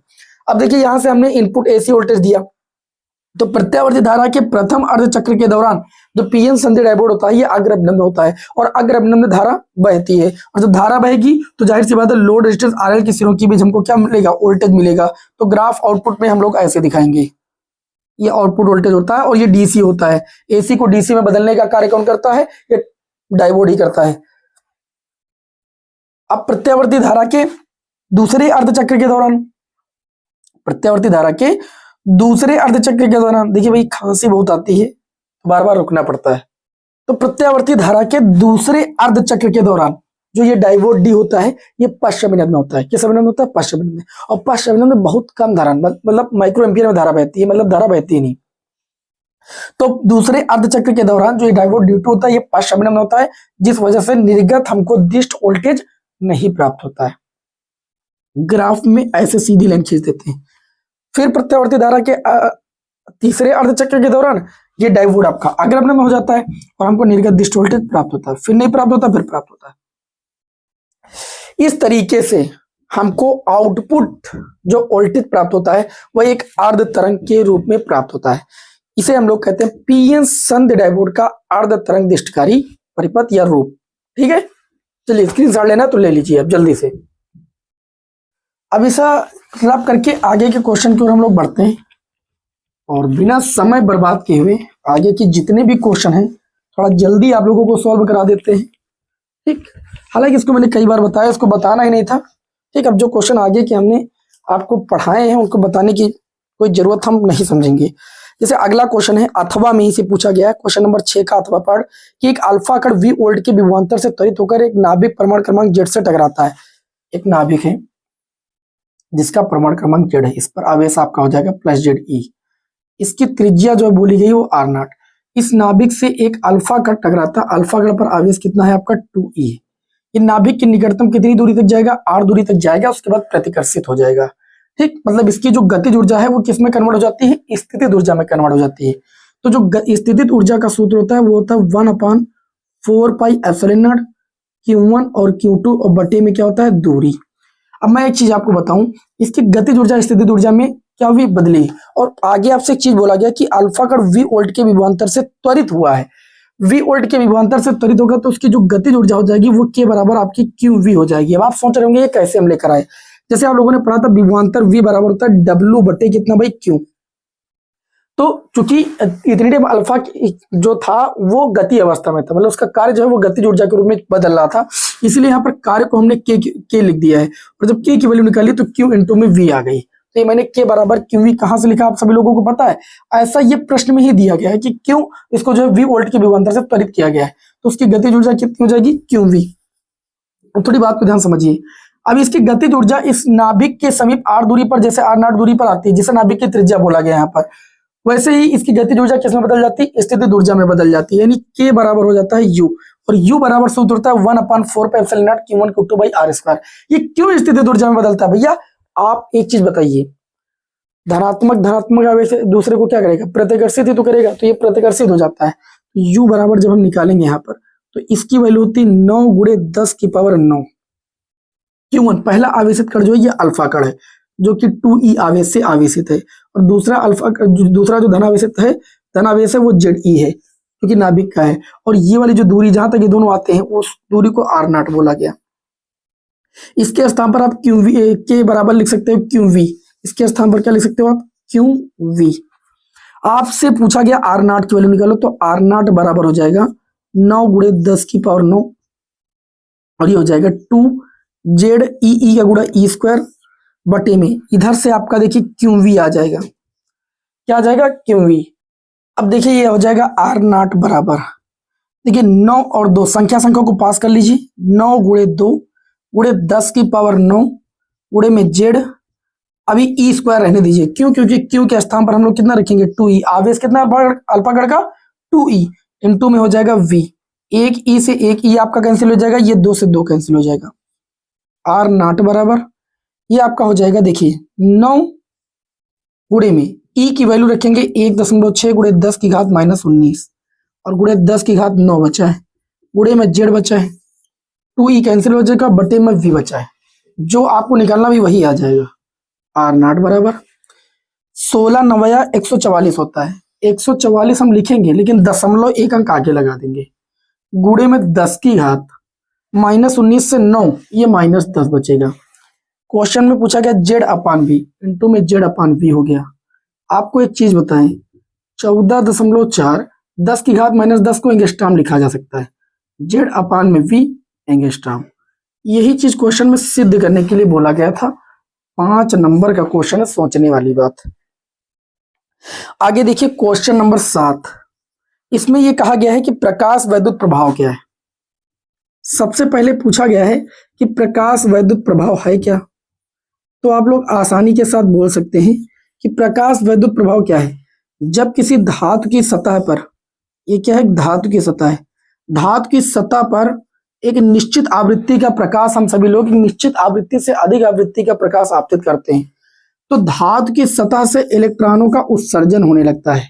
प्रकाश की इस घटना को हम सभी लोग प्रकाश वैद्युत प्रभाव कहते हैं, और इस प्रकाश वैद्युत प्रभाव की वजह से जो धारा बहती है उसे हम सभी लोग प्रकाश वैद्युत धारा के नाम से जानते हैं। तो इन्होंने क्वेश्चन में कहा है कि प्रकाश वैद्युत प्रभाव क्या है, तो सबसे पहले आप लिखेंगे कि जब किसी धातु की सतह पर एक निश्चित आवृत्ति से अधिक आवृत्ति का प्रकाश आपतित करते हैं तो धातु की सतह से इलेक्ट्रॉनों का उत्सर्जन प्रारंभ हो जाता है। प्रकाश की यह घटना जो है प्रकाश वैद्युत प्रभाव कहलाती है। उसके बाद क्वेश्चन में पूछा गया कि इसके नियम लिखिए, तो प्रकाश वैद्युत प्रभाव के आपके 5 नियम हैं, उन 5 नियमों को यहाँ पर हम समझाने वाले हैं। पहला नियम यह है कि जो इलेक्ट्रॉनों की उत्सर्जन दर होती है, या इसमें चूंकि प्रकाश ऊर्जा के छोटे छोटे पैकेटों में बंडलों के रूप में चलता है, तो इलेक्ट्रॉनों की जो उत्सर्जन दर होती है वो आपतित प्रकाश की तीव्रता पर निर्भर करती है। किस पर निर्भर करती है, तीव्रता पर नहीं, तीव्रता पर निर्भर नहीं करती। इलेक्ट्रॉनों की उत्सर्जन दर जो होती है वो आपतित प्रकाश की तीव्रता पर नहीं निर्भर करती है, वो आवृत्ति पर निर्भर करती है। और अब आवृत्ति से क्या होता है, इलेक्ट्रॉनों की उत्सर्जन दर बढ़ती है। ठीक है, चलिए अभी इसको फिलहाल देखे लेते हैं। इसमें नियम था, और इसमें जो इलेक्ट्रॉन उत्सर्जित होते हैं और जो ये प्रकाश गिरता है इसके बीच कोई समय पश्चता नहीं होती, मतलब समय बिल्कुल भी नहीं लगता। जैसे धातु की सतह पर प्रकाश गिरता है वैसे धातु की सतह से इलेक्ट्रॉनों का उत्सर्जन प्रारंभ हो जाता है। और ये जो प्रकाश है वो अगर हम एक निश्चित आवृत्ति से कम आवृत्ति का प्रकाश डालते हैं तो धातु की सतह से इलेक्ट्रॉनों का उत्सर्जन नहीं होता है, जिसे हम सभी लोग देहली आवृत्ति के नाम से भी जानते हैं। तो यही नियम है, अभी आप लोगों को हम बता दे रहे हैं, आप टेंशन बिल्कुल मत लीजिए, माइंड अपना याद आ जाएगा अभी। अब देखिए आगे प्रकाश विद्युत प्रवाह हो गया। नियम मैंने आपको 2-3 बता ही दिए, 1-2 भी समझा रहे हैं। बहुत आसान शब्दों में आप सभी लोगों को अभी जो है नियम आपको समझाए दे रहे हैं, बस जस्ट थोड़ा सा समय दीजिएगा। इसमें इन्होंने पूछा है कि आइंस्टीन के प्रकाश विद्युत समीकरण, प्रकाश वैद्युत समीकरण को व्युत्पत्ति कीजिए। मैं आपको कुछ बताऊं तो आप कहेंगे आइंस्टीन ने, ठीक, आइंस्टीन ने एक प्रकाश विद्युत समीकरण कैसे दिया। आइंस्टीन साहब ने बताया कि जो प्रकाश होता है वो ऊर्जा के छोटे छोटे पैकेटों या बंडलों के रूप में चलता है, जिसे हम सभी लोग फोटान कहते हैं। और एक फोटान की जो ऊर्जा होती है वह आपकी एचन्यू होती है। एक फोटान की ऊर्जा कितनी होती है? एचन्यू होती है, जहां एच होता है प्लांक नियतांक, जिसकी वैल्यू 6.6 × 10⁻³ जूल सेकंड होती है, और न्यू होती है उसकी आवृत्ति। तो आइंस्टीन के अनुसार जब प्रकाश होता है वो ऊर्जा के छोटे कांपटन, वो ऊर्जा कहते हैं कांपटन प्रभाव के आधार पर आइंस्टीन साहब ने इसकी व्याख्या की थी। उन्होंने बताया था कि जो प्रकाश होता है वो ऊर्जा के छोटे छोटे पैकेटों या बंडलों के रूप में चलता है, जिन्हें हम फोटान कहते हैं। और एक फोटान की जो ऊर्जा होती है वो आपकी एचन्यू होती है। ये जो मैंने हेडिंग डाली इसी में आपको लिखना है कि आइंस्टीन के अनुसार जो प्रकाश होता है ऊर्जा के छोटे छोटे पैकेटों या बंडलों के रूप में चलता है, और इन छोटे छोटे पैकेटों या बंडलों को हम लोग क्या कहते हैं भाई? फोटान कहते हैं। एक फोटान की ऊर्जा एचन्यू होती है। जब ये फोटान किसी धातु की सतह पर गिरता है तो ये फोटान अपनी जो एनर्जी एचन्यू होती है, ये अपनी एनर्जी एचन्यू को धातु के अंदर उपस्थित किसी एक इलेक्ट्रॉन को दे देता है। और धातु जब इस एचन्यू एनर्जी को प्राप्त करता है तो इस एचन्यू एनर्जी को 2 प्रकार से व्यय करता है। इस एचन्यू एनर्जी को कितने प्रकार से व्यय करता है? 2 प्रकार से व्यय करता है। पहला, धातु की सतह से उत्सर्जित होने में, धातु की सतह से बाहर आने में, ठीक है। और दूसरा मतलब कार्यफलन के रूप में, धातु की सतह से बाहर आने के रूप, क्या मतलब? कार्यफलन के रूप में। और गतिज अपने आप मतलब बाहर निकलने में और गति प्रदान करने में, गतिज ऊर्जा प्रदान करने में, मतलब हम ई के लिख सकते हैं। ये जो एचन्यू एनर्जी व्यय होती है, जो इलेक्ट्रॉन फोटान से एनर्जी लेता है वह अपनी एनर्जी को 2 प्रकार से व्यय करता है, धातु की सतह से बाहर निकलने में और गतिज ऊर्जा प्रदान करने में, अपने आप को गति प्रदान करने में, कार्यफलन और गति प्रदान करने में व्यय करता है। अब यहाँ पर देखिए इसको ले सकते हैं एचन्यू, और कार्यफलन का को एचन्यू नॉट सूत्र होता है W = एचन्यू नॉट, जहां न्यू नॉट देहली आवृत्ति होती है। और ई के को हम लोग लिख सकते हैं गतिज ऊर्जा है 12 mv²। अगर महत्तम वेग की बात हो रही है तो मैक्स लिख देना आप लोग, तो 12 mv² को आप एक तरफ लिखिए, ठीक, इसको इधर ले आइए तो ये हो जाएगा एचन्यू माइनस का कितना हो जाएगा? एचन्यू नॉट। तो ये आपका हो जाएगा 12 mv² बराबर एच कॉमन ले लीजिए, न्यू माइनस न्यू नॉट हो जाएगा। ये आपके सामने जो समीकरण आई है इसी को हमें यहाँ पर व्युत्पत्ति करना था, जिसे हम सभी लोग आइंस्टीन समीकरण के नाम से जानते हैं। किस नाम से जानते हैं भाई? आइंस्टीन समीकरण के नाम से जानते हैं। तो ये बात आप लोगों को समझ में आ गई होगी। अब देखिए ये क्वेश्चन ऐसे पूछा गया था कि प्रकाश विद्युत प्रभाव क्या है, ये तो आप जान चुके, फिर उसके नियम पूछे गए थे। तो देखिए 5 नियम होते हैं, आपको समझाते हैं। देखिए पहला नियम क्या होता है? देखिए जब धातु की सतह पर जो हम प्रकाश डालते हैं उस प्रकाश की जो तीव्रता होती है, जो प्रकाश डाले इसके ऊपर, तो प्रकाश डालने के बाद इलेक्ट्रॉन जो निकलते हैं तो उन इलेक्ट्रॉनों की जो उत्सर्जन दर होती है, धातु की सतह से निकलने वाले इलेक्ट्रॉनों की जो उत्सर्जन दर होती है, यहाँ पर मैं शॉर्ट में लिखे दे रहा हूं, इलेक्ट्रॉनों की जो उत्सर्जन दर होती है, कौन सी दर? उत्सर्जन दर, वो आपतित प्रकाश की तीव्रता पर निर्भर करती है, आपतित प्रकाश की तीव्रता पर निर्भर करती है। और जो अधिकतम गतिज ऊर्जा होती है, इलेक्ट्रॉन जो निकलते हैं उनकी जो अधिकतम गतिज ऊर्जा होती है वो आपतित प्रकाश की आवृत्ति पर निर्भर नहीं करती है। ये दूसरा नियम है। ये किस पर निर्भर नहीं करता? तीव्रता पर निर्भर नहीं करती है। तो ये इलेक्ट्रॉनों की जो अधिकतम गतिज ऊर्जा होती है किस पर निर्भर करती है? ये आपतित प्रकाश की आवृत्ति पर निर्भर करती है, तीसरा नियम कहता है। और चौथा नियम ये कहता है कि जो हम प्रकाश धातु की सतह पर आपतित कर रहे हैं अगर वह निश्चित आवृत्ति से कम आवृत्ति का है तो धातु की सतह से इलेक्ट्रॉनों का उत्सर्जन नहीं होगा। अर्थात अगर आपतित प्रकाश की आवृत्ति एक निश्चित आवृत्ति से अधिक कम आवृत्ति के होने का मतलब देहली आवृत्ति से कम है तो धातु की सतह से इलेक्ट्रॉनों का उत्सर्जन नहीं होगा। और पांचवा नियम इसका यह है कि धातु की सतह पर जो हम लोग प्रकाश डालते हैं तो प्रकाश डालने के बाद इससे इलेक्ट्रॉन उत्सर्जित होते हैं, तो इसके बीच कोई समय पश्चता नहीं होती, अर्थात कोई समय नहीं लगता है। ये 5 नियम हो गए, आराम से याद कर सकते हैं। जो धातु की सतह पर प्रकाश डाला जाता है, धातु की सतह से निकलने इलेक्ट्रॉनों की जो उत्सर्जन दर होती है वो आपतित प्रकाश की तीव्रता पर निर्भर करती है। धातु की सतह से निकलने वाले इलेक्ट्रॉनों की जो अधिकतम गतिज ऊर्जा होती है वो आपतित प्रकाश की तीव्रता पर निर्भर नहीं करती, दूसरे नियम में। और तीसरे नियम में वो जो अधिकतम गतिज ऊर्जा होती है वो निर्भर करती है आपतित प्रकाश की आवृत्ति पर कि आपतित प्रकाश की आवृत्ति कितनी। और तीसरा नियम, अगर प्रकाश जो आपतित कर रहे हैं वो देहली आवृत्ति से कम आवृत्ति का है तो इलेक्ट्रॉनों का उत्सर्जन धातु की सतह से होगा ही नहीं। पांचवा नियम ये कहता है कि इलेक्ट्रॉनों का उत्सर्जन और धातु की सतह पर प्रकाश के पड़ने के बीच कोई भी समय नहीं लगता है, कोई भी समय पश्चता नहीं होती है। तो इस तरीके से हम लोगों ने जाना कि प्रकाश विद्युत प्रभाव क्या है, इसके नियम क्या है, और प्रकाश विद्युत समीकरण को व्युत्पत्ति करना सीखा आप लोगों ने कि कैसे जो है फोटोन अपनी एनर्जी को इलेक्ट्रॉन को देता है और इलेक्ट्रॉन अपनी वह एनर्जी 2 प्रकार से व्यय करता है, और उसी रूप को हम लोग क्या कहते हैं, आइंस्टीन समीकरण। हमें उम्मीद है कि आप लोगों को ये क्वेश्चन अच्छे तरीके से समझ में आया होगा। स्क्रीनशॉट लीजिए, आगे बढ़ते हैं। अब चलिए देखिए, इसके बाद एक अथवा में क्वेश्चन पूछा गया है और मैंने कई बार आप लोगों को बताया है, 2 समांतर धारावाही चालक तारों के बीच लगने वाले चुंबकीय बल का व्यंजक है ना, ये आप लोग तैयार कर लीजिए। इस पर बेस एग्जाम में या तो न्यूमेरिकल और या तो यही डेरिवेशन ही पूछ लिया जाता है। ठीक, बहुत इंपॉर्टेंट है बोर्ड एग्जाम की दृष्टि से। तो चलिए उस न्यूमेरिकल को देखते हैं। और न्यूमेरिकल तो ये 5 नंबर में इतना आसान आ गया है, हम सोच ही नहीं सकते थे। देखिए जो 7वें का अथवा पार्ट है, ये 2 समांतर धारावाही चालक तारों के बीच लगने वाले बल के व्यंजक से आपको लगाना है। इसमें बोला गया कि 2 समांतर तारों में जिनकी पारस्परिक दूरी जो है, 2 समांतर धारावाही चालक तार हैं, दोनों समांतर धारावाही चालक तारों में बताया गया है कि जो इनके बीच की पारस्परिक दूरी हो 0.06 मीटर है, और इस दूरी को हम सभी लोग लिखते हैं r से, r बराबर 0.06 मीटर। और बता रहा है कि दोनों में सेम धारा प्रवाहित हो रही है, मतलब I परमाणु की ही धारा मान लीजिए प्रवाहित हो रही है। समान धारा एक ही दिशा में बह रही है, इसलिए मैंने एक ही दिशा में दोनों तीर लगाए। दोनों के मध्य प्रति मीटर लंबाई पर लगने वाला आकर्षण बल, प्रति मीटर लंबाई पर लगने वाले बल को हम लोग F/L बोलते हैं। प्रति मीटर का मतलब नीचे लंबाई 1 मीटर दी गई है, वो आपको दिया गया 3 × 10⁻³ न्यूटन प्रति मीटर दिया होगा। ठीक है, अच्छा प्रति मीटर बोला है तो फिर न्यूटन प्रति मीटर की क्या जरूरत है। ठीक है, और बोला दोनों के मध्य प्रति मीटर लंबाई पर लगने वाला आकर्षण बल, प्रत्येक तार में बहने वाली धारा का मान की गणना कीजिए।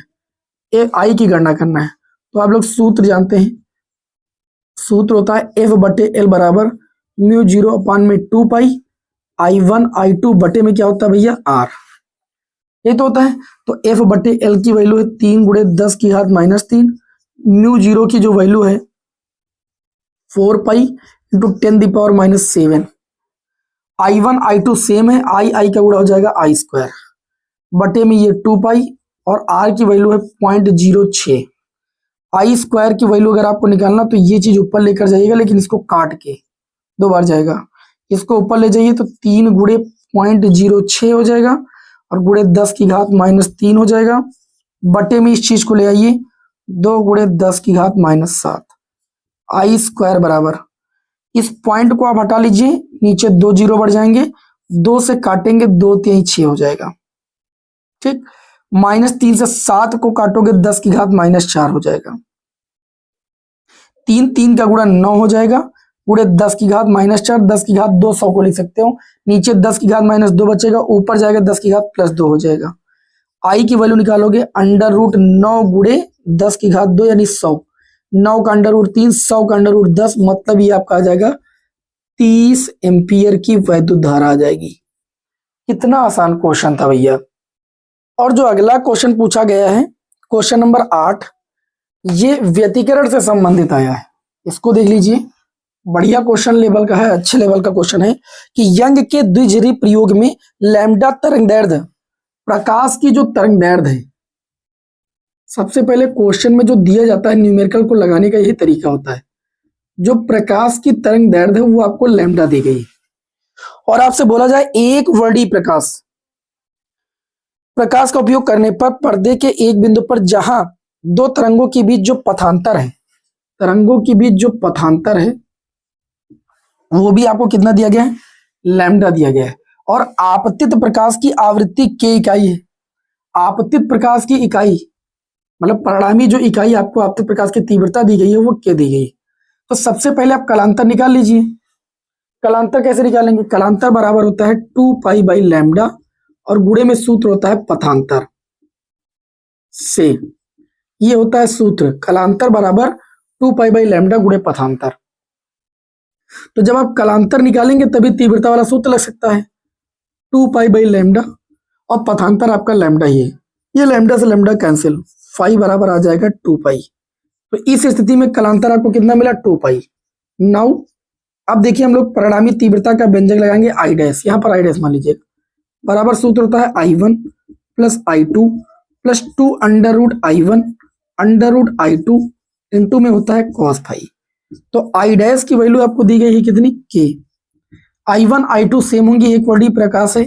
और यहाँ पर देखिए 2 और अंडर रूट I1 के स्थान पर I, अंडर रूट I2 के स्थान पर I लिख देना, चूंकि I1 बराबर I2 और इंटू में कॉस फाई के स्थान पर रखेंगे 2 पाई।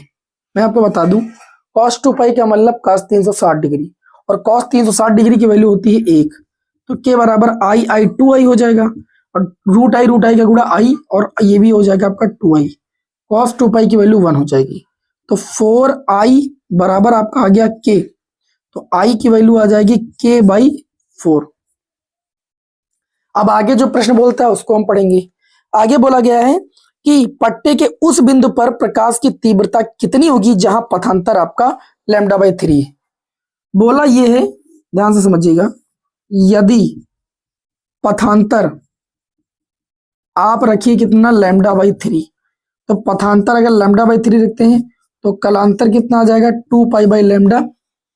कलांतर निकालने का सूत्र था 2 पाई बाई लैम्डा गुणे पथांतर। पथांतर की वैल्यू लैम्डा बाई 3, लैम्डा से लैम्डा आपका कैंसिल हो जाएगा।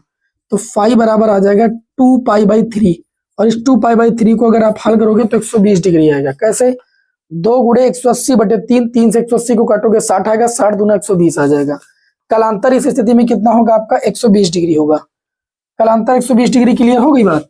चलिए, और इन्होंने पूछा है इस स्थिति में क्या पूछा है? इस स्थिति में पूछा है तीव्रता कितनी होगी। ये तो पूछा ना, तीव्रता का मतलब ये वाली आई डैश कितनी होगी जो भी परिणामी तीव्रता की बात हुई थी। तो परिणामी तीव्रता हमको निकालना है, मान लीजिए आई डबल डैश निकालना है। अच्छा, I1 की वैल्यू I है और I2 की वैल्यू I है और प्लस 2 अंडर रूट I1 की वैल्यू I, I2 की वैल्यू I इंटू में कॉस 120 डिग्री। अब देखिए कितना हो जाएगा? I डबल डैश बराबर I कितना हो जाएगा? 2I, 2 रूट I का गुणा I। कॉस 120 की वैल्यू होती है -1/2। कॉस 90 प्लस 30 कर लीजिएगा, -37 आएगा। -37 की वैल्यू 1/2 माइनस का होगी। तो I डबल डैश बराबर 2I प्लस ये 2 से 2 कैंसिल और माइनस का गुणा I से करोगे तो -I हो जाएगा। I डबल डैश बराबर 2I से आई जाएगा I की वैल्यू आप निकाल चुके, कितनी आई? के बाई 4।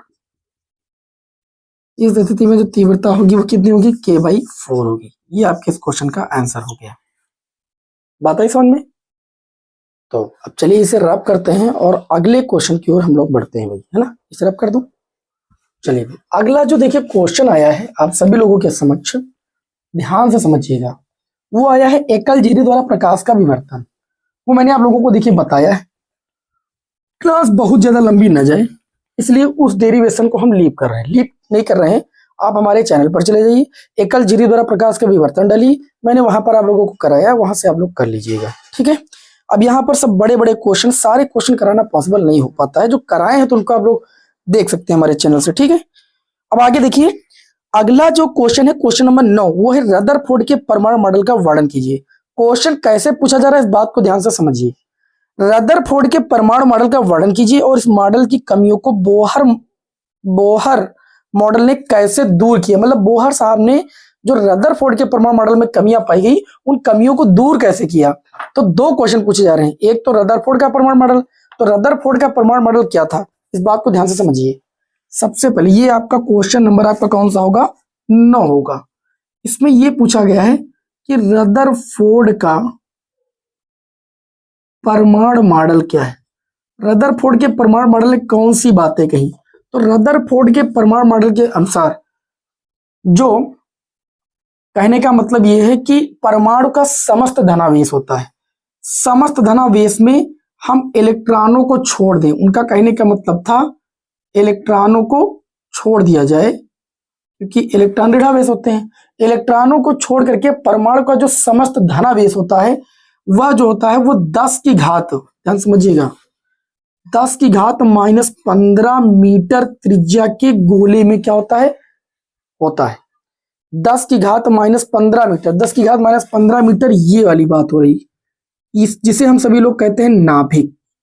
तो उनका कहने का मतलब ये था, और ये इलेक्ट्रॉन नाभिक के चारों ओर चक्कर लगा रहे हैं। तो उनका रदरफोर्ड के परमाणु मॉडल में उन्होंने बताया कि प्रत्येक परमाणु का जो समस्त द्रव्यमान होता है इलेक्ट्रॉनों को छोड़ करके, अर्थात धनावेशों का जो कुल द्रव्यमान होता है वो परमाणु के केंद्र में 10 की घात -15 मीटर के त्रिज्या के सूक्ष्म गोलाकार स्थान में होता है, जिसे हम सभी लोग नाभिक कहते हैं। पहली बार रदरफोर्ड ने परमाणु मॉडल में ये बात बताई। दूसरी बात उन्होंने ये बात बताई, ये पहली बात हो गई। दूसरी बात उन्होंने कही थी 10 की घात -10 मीटर की त्रिज्या वाली बात। दूसरी बात उन्होंने कहा कि नाभिक के चारों ओर, ये देखिए क्या है, नाभिक है, और इस नाभिक के चारों ओर इसकी बात हो रही, नाभिक के चारों ओर 10 की घात -10 मीटर, ठीक, ये जो दूरी होगी वो 10 की घात कितनी होगी, -10 मीटर। नाभिक के बाहर 10 की घात -10 मीटर कोट की त्रिज्या वाले गोली खोखले गोले में इलेक्ट्रॉन क्या होते हैं, वितरित होते हैं, और इन इलेक्ट्रॉनों का जो कुल ऋणावेश होता है वह नाभिक के कुल धनावेश के क्या होता है, बराबर होता है। ये रदरफोर्ड ने अपने परमाणु मॉडल में दूसरी बात में कहा कि जो इलेक्ट्रॉन होते हैं वो 10 की घात -10 मीटर के खोखले गोले की त्रिज्या में क्या होते हैं, ये गति करते रहते हैं, उनका समस्त ऋणावेश नाभिक के कुल धनावेश के बराबर होता है। और तीसरी बात रदरफोर्ड ने जो कही उसको समझिए। तीसरी बात में रदरफोर्ड ने कहा कि ये इलेक्ट्रॉन नाभिक के चारों ओर विभिन्न वृत्तीय कक्षाओं में चक्कर लगाते रहते हैं। जो इलेक्ट्रॉन होते हैं नाभिक के बाहर जो भी कक्षा होती है विभिन्न कक्षाओं में चक्कर लगाते रहते हैं, और चक्कर जब कोई पार्टिकल वृत्ताकार मार्ग पर चक्कर लगाएगा तो उसको आवश्यक अभिकेंद्र बल कहां से मिलता है, वो उन्होंने बताया कि इलेक्ट्रॉन और नाभिक के बीच कार्य करने वाले वैद्युत आकर्षण बल से प्राप्त होता है, क्योंकि ये ऋणावेश होता है, धनावेश होता है, तो ऐसी बात आकर्षण बल प्राप्त होगा। तो इनको जो चक्कर लगा रहे हैं, इनको चक्कर लगाने के लिए आवश्यक जो अभिकेंद्र बल प्राप्त होता है वो नाभिक के धनावेश और जो बाहर इलेक्ट्रॉन है इनके बीच कार्य करने वाले वैद्युत आकर्षण बल से प्राप्त होता है। ऐसी 3 बातें रदरफोर्ड ने अपने परमाणु मॉडल में कही। मैं उम्मीद करता हूं कि आप लोग समझ गए होंगे, मैंने बहुत आसान शब्दों में समझा दिया। अब बोहर साहब ने इनके परमाणु मॉडल में 2 कमियां पाई गई थी, मैं आपको पिछले भी सेट में बता चुका हूं कि ये पहली बात तो स्थायित्व की व्याख्या नहीं कर सके, स्थायित्व की व्याख्या करने में ये सक्षम रहे, असक्षम रहे, और रेखीय स्पेक्ट्रम की व्याख्या नहीं कर पाए, रेखीय स्पेक्ट्रम की व्याख्या करने में भी असक्षम रहे। तो ये रदरफोर्ड के परमाणु मॉडल में 2 कमियां पाई। इन दोनों कमियों को बोहर साहब ने अपने परमाणु मॉडल में कैसे दूर किया। बोहर साहब ने अपने परमाणु मॉडल में 3 परिकल्पनाएं दी थी, वो तुमको परिकल्पनाएं नहीं बताना है। बोहर साहब ने रदरफोर्ड के परमाणु मॉडल की कमियों को दूर कैसे किया। बोहर साहब ने पहली बात कही थी कि बोहर ने बताया कि जब इलेक्ट्रॉन नाभिक के चारों ओर स्थायी कक्षाओं में घूमता है, इलेक्ट्रॉन जो होता है वो नाभिक के चारों ओर जब स्थायी कक्षाओं में घूमता है तो वो ऊर्जा का उत्सर्जन तब तक नहीं करता, तब तक वो ऊर्जा का उत्सर्जन नहीं करता है। इससे परमाणु की स्थायित्व की व्याख्या करने में रदरफोर्ड के परमाणु मॉडल की कमी दूर हो जाती है, अर्थात परमाणु का स्थायित्व बना रहता है।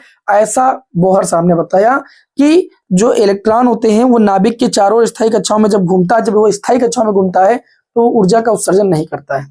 तो ये जो रदरफोर्ड के परमाणु मॉडल की पहली कमी थी स्थायित्व की व्याख्या, वो जो है इस तरीके से बोहर साहब ने बता करके दूर किया। दूसरी बात में बोहर साहब ने बताया कि जब परमाणु को कहीं बाहर से एनर्जी मिलती है, परमाणु को कहीं बाहर से एनर्जी मिलती है तो वह अपनी कक्षा को छोड़ करके अपने से उच्च कक्षा में चला जाता है, और 10 की घात -8 सेकेंड रुकने के बाद और फिर क्या कहता है उसी कक्षा में वापस लौट आता है। वापस लौटते समय दोनों ऊर्जा स्तरों की ऊर्जाओं के अंतर, पहली दोनों ऊर्जा स्तरों की ऊर्जाओं के अंतर के बराबर जो ऊर्जा होती है एच न्यू फोटॉन, उसको उत्सर्जित करता है। अंतर के बराबर प्रकाश फोटॉनों के रूप में ऊर्जा उत्सर्जित करता है। और जब ये बात उन्होंने बता दिया तो रेखीय स्पेक्ट्रम की भी व्याख्या हो गई। ठीक, तो आप लोगों ने देखा कि बोहर साहब ने क्या बताया कि इलेक्ट्रॉन नाभिक के बाहर जब स्थायी कक्षाओं में चक्कर लगाता है तो वो ऊर्जा का उत्सर्जन नहीं करता है। इस बात से स्थायित्व की व्याख्या हो गई। और दूसरी बात उन्होंने बताया कि जब इलेक्ट्रॉन को बाहर से कहीं से एनर्जी मिल जाती है तो अपनी से उच्च कक्षा में चला जाता है और वहां पर 10⁻⁸ सेकंड रुकने के बाद फिर वह पुनः अपनी कक्षा में लौट आता है। और लौटते समय वह ऊर्जा का उत्सर्जन कैसे करता है? दोनों कक्षाओं की ऊर्जा स्तरों के अंतर, दोनों ऊर्जा स्तरों की ऊर्जाओं के अंतर के बराबर फोटॉन ऊर्जा उत्सर्जित करता है, जिस वजह से इनको रेखीय स्पेक्ट्रम की व्याख्या करने में सफलता मिली और ये रदरफोर्ड की कमी को दूर कर पाए। तो इस तरीके से बोहर साहब ने रदरफोर्ड के परमाणु मॉडल की कमियों को दूर किया। अब यहाँ पर विद्यार्थी लोग गलती क्या करेंगे, वो जो है कहो तो बोहर के परमाणु जो बोहर ने परमाणु मॉडल दिया, जो कि नई 3 परिकल्पना दी, कहो उन्हीं को छाप दें। तो तीसरी परिकल्पना तो वही है, उनकी जो परिकल्पनाएं थी उन्हीं परिकल्पनाओं से तो उन्होंने व्याख्या की, वो बात सही है, लेकिन कम से कम इस बात को तो समझिए कैसे उन्होंने दूर किया, ये बात पूछी गई प्रश्न में। तो इस तरीके से आप बताइएगा, 2 ही परिकल्पनाओं पर उनकी दोनों कमियां दूर हो गई। ठीक है, अब देखिए अगला जो प्रश्न है, चलिए अगला प्रश्न देख लेते हैं। लास्ट प्रश्न अथवा वाला पूछा गया, नाभिकों का वर्गीकरण कीजिए, प्रत्येक का उदाहरण देते हुए विशेषताएं बताइए। देखिए नाभिकों का वर्गीकरण मैं कई बार करा चुका हूं, नाभिकों का वर्गीकरण भी मैं पहले भी करा चुका हूं। नाभिकों का वर्गीकरण 3 प्रकार से आपको करना, हर एक विद्यार्थी को प्रश्न रटा होना चाहिए। एक समस्थानिक में आप लोग सभी लोग जानते हैं एक ही तत्व के ऐसे परमाणु जिनके परमाणु क्रमांक समान हो और परमाणु भार भिन्न भिन्न हो, वे क्या कहलाते हैं? समस्थानिक कहलाते हैं। जैसे प्रोटियम, ड्यूटेरियम, ट्राइटियम। ठीक, ये क्या है? समस्थानिक। दूसरा समस्थानिक में एक ही तत्व नहीं होता है, विभिन्न तत्वों के जिनके परमाणु भार आपस में समान हो और परमाणु क्रमांक अलग अलग हो, वे तत्व क्या कहलाते हैं? आपस में समस्थानिक। और तीसरा बताया गया समन्यूट्रॉनिक। समन्यूट्रॉनिक में ऐसे बताया गया, ऐसे नाभिक जिनमें न्यूट्रॉनों की संख्या समान होती है वो क्या कहलाते हैं? समन्यूट्रॉनिक कहलाते हैं। अब आप इनके उदाहरण दे करके आप इनके गुणों को लिख सकते हैं, क्योंकि जो इनकी परिभाषा यही, इनके क्या है? लक्षण है, गुण है। तो लॉन्ग में लिखना है तो कम से कम 1.5-2 पेज का तो आप लिखिए, कम से कम 1.5 पेज में तो यही आ जाएगा। फिर समस्थानिक, समबारिक, समन्यूट्रॉनिक के लक्षण लिखिए, कम से कम 2 पेज से 2.5 पेज तक आप लिखिए, 2 पेज तक जरूर लिखिए भाई, है ना, इससे कम नहीं काम चलने वाला है। तो ये सब बहुत आसान क्वेश्चन थे। और आज की इस क्लास में आप लोगों ने देखा कि मैंने पूरा मॉडल पेपर आपको सॉल्व कराया, काफी मेहनत भी लगी, खांसी भी आ रही है। तो आप सभी लोग मेरी मेहनत के लिए और आप सभी लोगों के सक्सेस के लिए एक वीडियो को लाइक करना तो बनता है। और नेक्स्ट क्लास में आपको हम आगे मिलेंगे सेट नंबर 3 तीसरे मॉडल प्रश्न पत्र के साथ। मिलते हैं। जय हिंद, वंदे मातरम।